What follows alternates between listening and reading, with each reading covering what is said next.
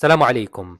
اليوم غادي نوريك كيفاش ممكن تقتصد حتى ل 50% ديال ثمن السفر ديالك الى المغرب انت والعائله ديالك في العطله الصيفيه الجايه ان شاء الله. فقبل ما نبداو، شكرا جزيلا للناس اللي دارت لايك وتسجلت في القناه في الفيديو اللي فات ديال فيرونا. فما تنسوش تاتوا دابا هبطوا تسجلوا في القناه وديروا لايك، وغادي نبداو ان شاء الله. فالدال على الخير كفاعله. بسم الله. السيتو هو هذا skyscanner.it.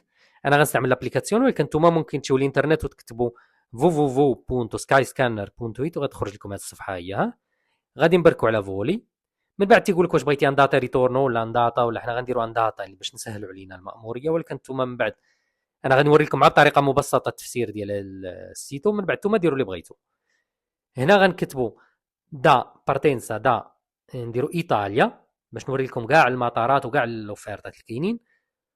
والديستيناسيون غنكتبوا فيها غنكتبوا ماروكو، غنهبطوا لداتا وغنديروا داتا فليسيبل. هكا يبانوا لنا كاع لوفيرتات. كانت عندكم واحد النهار اللي هو مضبوط، من بعد غنوري لكم كيفاش ديروا تسيليكسيونو الداتا. حنا دابا غنديروا داتا فليسيبل صافي، وغنديروا انفيو وغادي تخرج لنا النتيجه وغنوريها لكم. بالنسبه لهذه النتيجه تيبان لنا بان مراكش كاين فولو ديريكتو، يعني من طاليان ديريكت ب 25 اورو. بالنسبه لطنجه وفاس واكادير فالفولي عندهم سكال ودايرين من 40 اورو حتى 44 اورو. ولكن حنا الا بغينا نديرو فولو ديريكت وعندنا الدراري وما بغيناش نتسخسخو نضلو نديرو في سكالات، غنمشيو نبركو على فولي ديريكت. الا درنا فولي ديريكت كما تشوفوا ما تيتغيرش الثمن بزاف. بالنسبه لمراكش بقات هي لان كان جا الفولو ديريكتو. بالنسبه للرباط ولا 52 اورو، فاس 54، فهي اثمنه اللي ما عالياش بزاف بالنسبه لشهر 6. دابا غادي نبركو على مراكش 25 اورو باش نوري لكم كيفاش ممكن تقطعوا.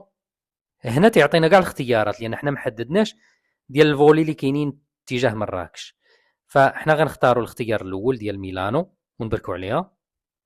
من بعد ما بركنا على الفولو اللي هو تيهمنا، تيخرجوا لك هاد الفينيستر باش تقطع.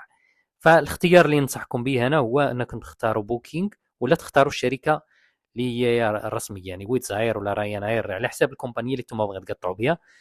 ما عمرها ما وقعت شي مشكله، ولكن لتفادي كاع الاحتمالات اللهم الانسان يختار هاد الجوج اختيارات اللي قلت لكم.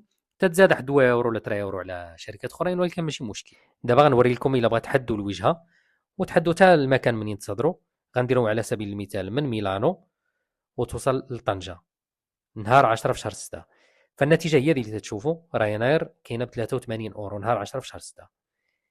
فالطريقه من بعد ديال كيفاش ممكن تبرونوطي وتقطعوا هذاك الشيء راه نفس الطريقه اللي وريت لكم قبيله. فما بقى لي الا نقول لكم تسجلوا في القناه وديروا لايك وديروا بارطاج لهذا الفيديو مع كاع الناس اللي باغا تسافر للمغرب. فالدال على الخير كفاعله. والسلام عليكم ورحمه الله وبركاته.